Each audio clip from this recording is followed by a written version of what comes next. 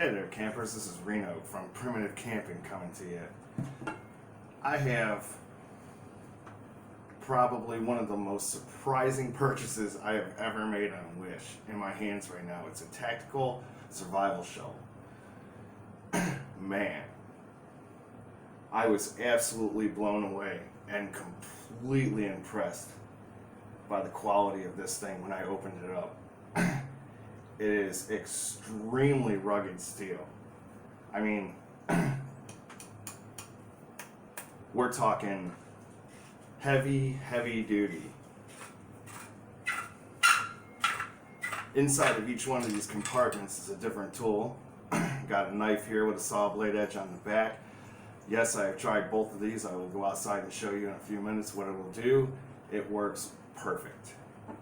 Not to mention the fact that if you keep the handle a little extended, you got yourself a pretty impressive hunting tool.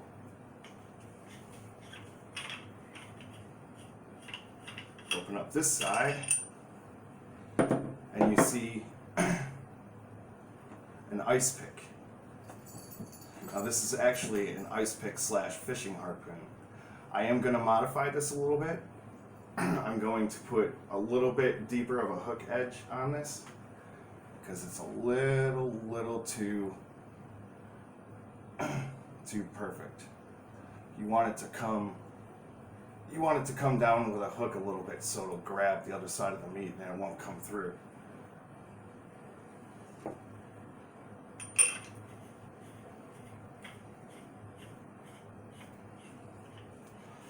And here on the very end, you have a window cracker.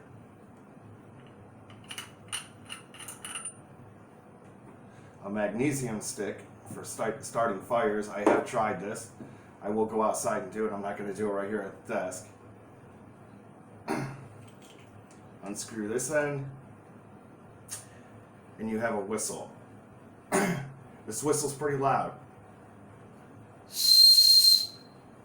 That will definitely carry a lot farther than your voice. One complaint about this: some of these threads are so tight and so close together that when you're threading it, you have to be extremely careful that you have it perfectly lined up. Because if you don't, you're going to start cross-threading it. I have done that with this magnesium stick. Fortunately, I still have enough threads left over that I can get it in here and it'll stay. Now, let's move on to the actual shovel part. I'm not going to put it on here. I want to keep it small so I can show you. Here's your shovel. Took it outside, used it. It works very well, especially as a spade. If you chop everything out on the top first and cut your lines and then start digging in, you're going to be just great. One side of the shovel is extremely sharp. You can use it as a hatchet. Yes, I have done it, and I will show you. You got a saw blade over here. The saw blade could be better. But if you absolutely had to use it, then you got yourself a saw blade there. Plus, you have a couple of hex tools in here. And these actually work too. And this is extremely rugged steel, so you're not going to strip those out. You're going to strip the bolt before you strip this.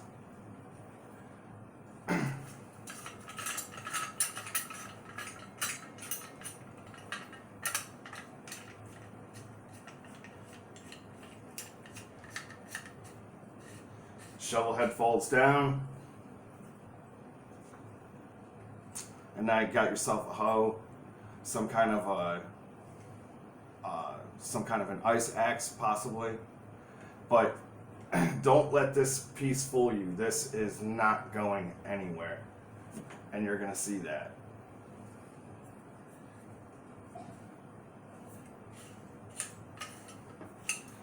So let's get it back together and get it outside.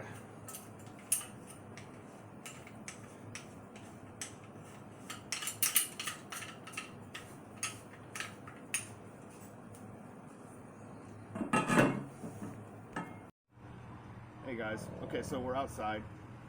First thing I'm going to show you is the shovel part. Like I said, this is some pretty heavy duty steel, so this shovel could take some abuse. And if you use the spade action on it first and cut your topper out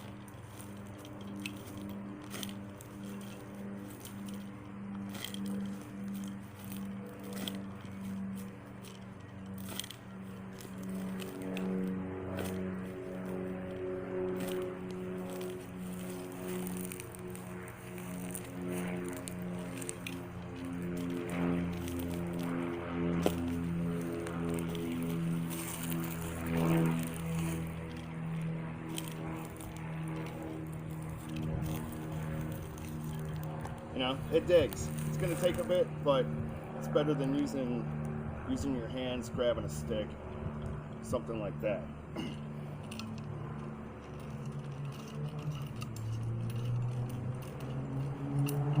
Plus, in this case, since it's a trench,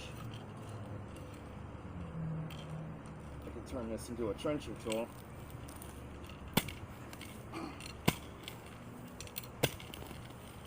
And loosen everything up first. That's actually pretty impressive. Should have done that the first time. That's going to be a lot faster. Okay, guys. I'm going to explain a little bit about this part first. But first I want to explain a mistake that I made. I just don't want you to do the same one. I'm about to demonstrate how well this thing cuts, but the mistake that I made, which was a pretty decent sized one, was sticking it in the ground first to show you the shovel. I should have actually reversed that and done the cutting part first.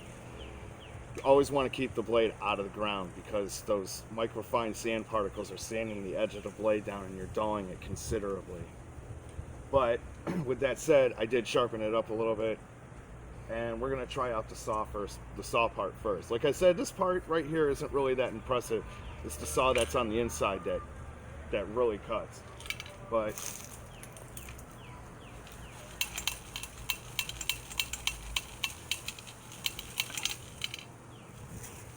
all right, bring it over here, honey. Over here. As you can see, you know, you get a pretty decent sized cut in there relatively quickly. But I would only leave that part if you had to use it, absolutely have to use it. So now let's go on to the edge side. Come over here.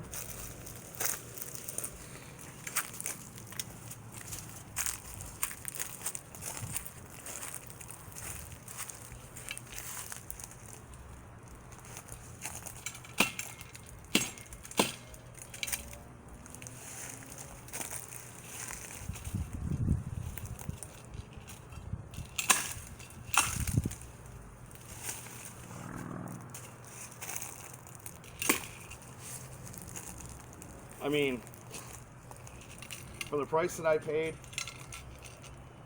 you're not going to get much better than that. That is really, really, really impressive. And it doesn't even necessarily have to be razor sharp to do its job.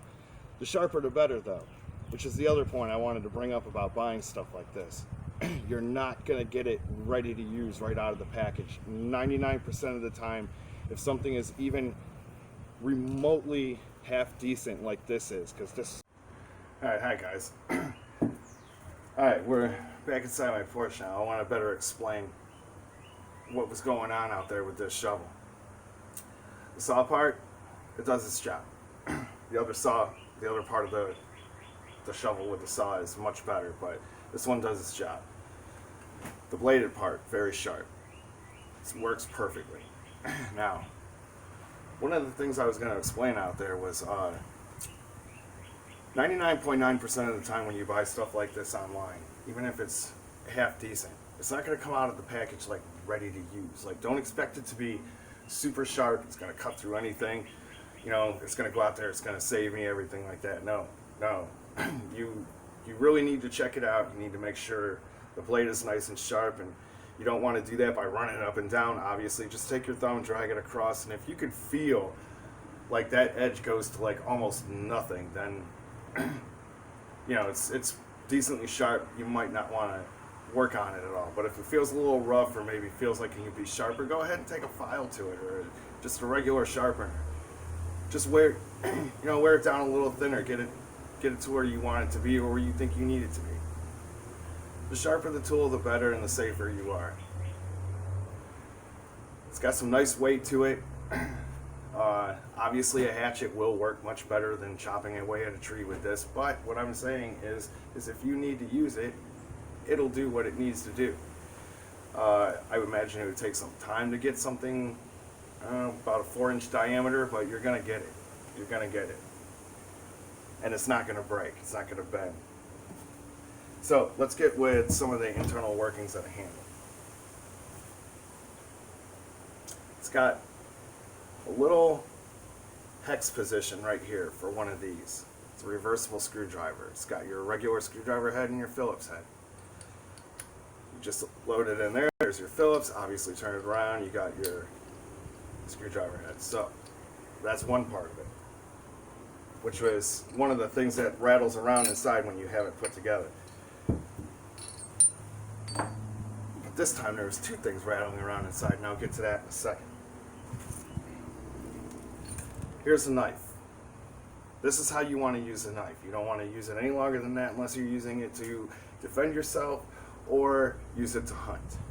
You want to use it, if you're going to use it to whittle, cut, tools, cut something for your shelter, anything like that, this is the way you want to go. Nice, controllable, you're not going to cut yourself.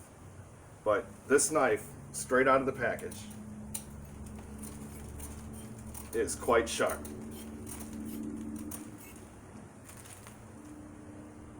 It will do its job.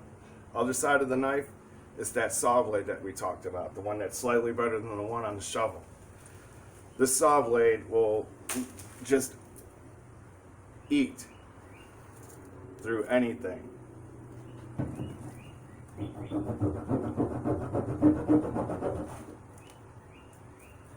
That's a few strokes.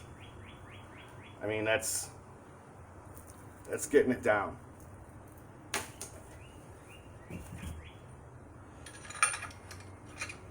The other part I wanted to bring out was the icebreaker / fishing spear.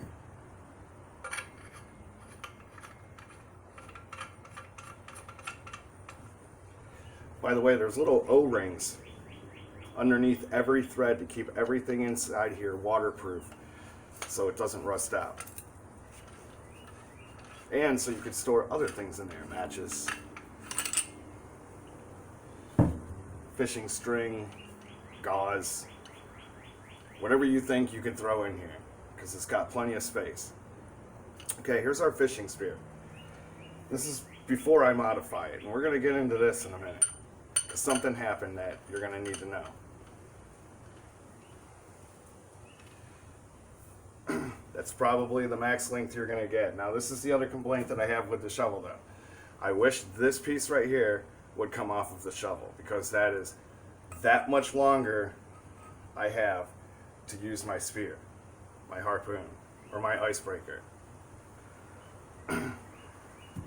So if that shovel was able to unscrew and add to this, that would be great. But like I said, still worth it. So far, so good.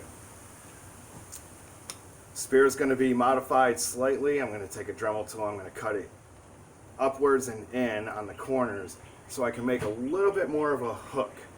So if I do use it as a fish harpoon, I'm going to go all the way through the fish and then turn it a little bit, and those hooks will prevent it from pulling back out, and I'll be able to lift the fish a little bit better. As is, I'm pretty sure that's still possible. I'm just going to make sure that that percentage goes a little bit higher by modifying it.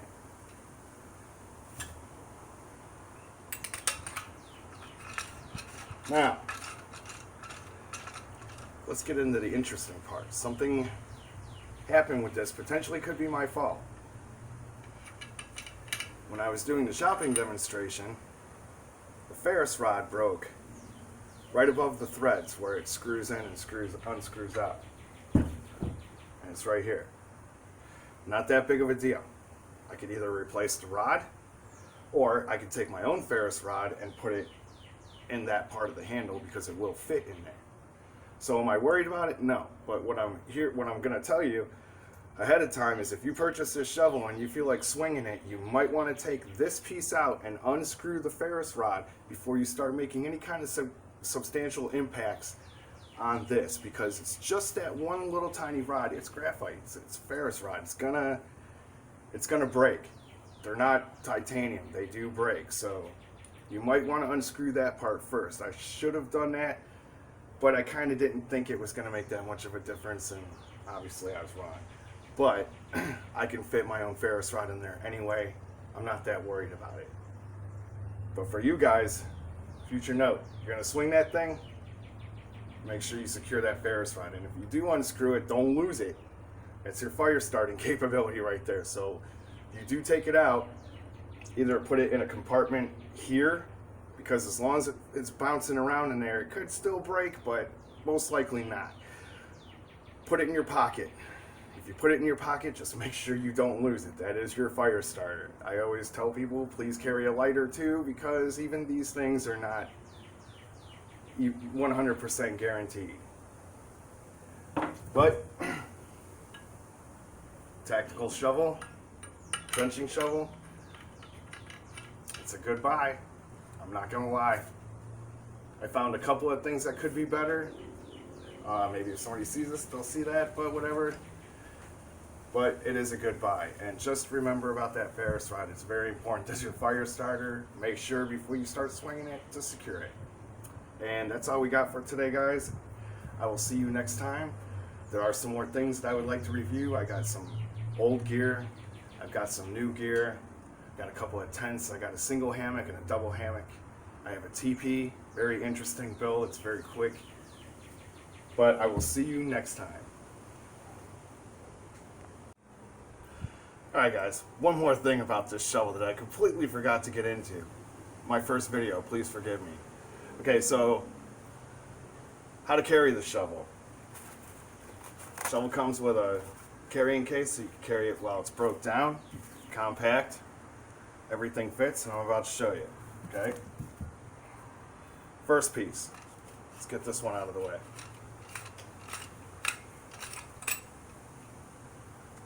Shovel itself.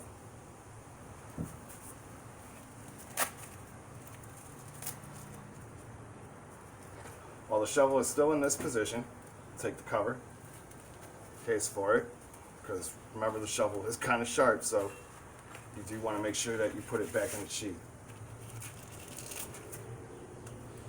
Slides in there right there. You got two little Velcro straps. The lighting isn't really all that great, but you can pretty much get the idea here.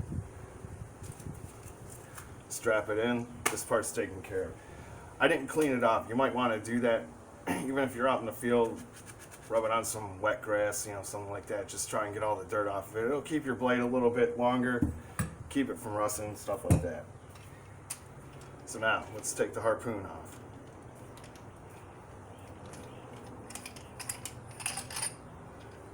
And you also expose the knife. Now, there's a couple of different ways you can do this.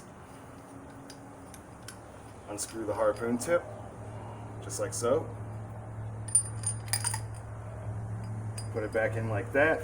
And then when you put it in here, flip it upside down. Because if you don't, the harpoon could fall out. Same with the knife.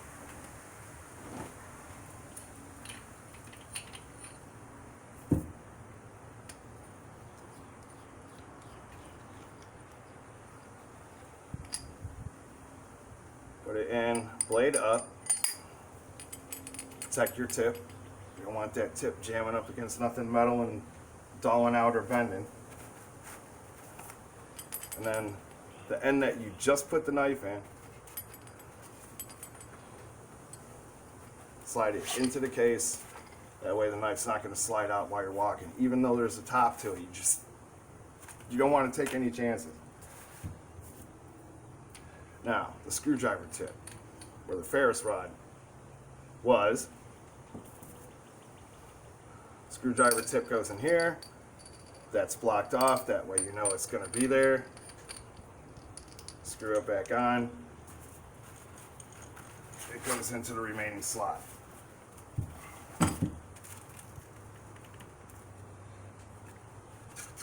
Shovel.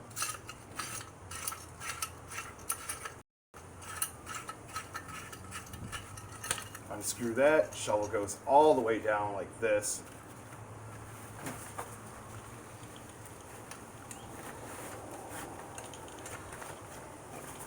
Obviously that's going to slide right inside that big pouch in the back.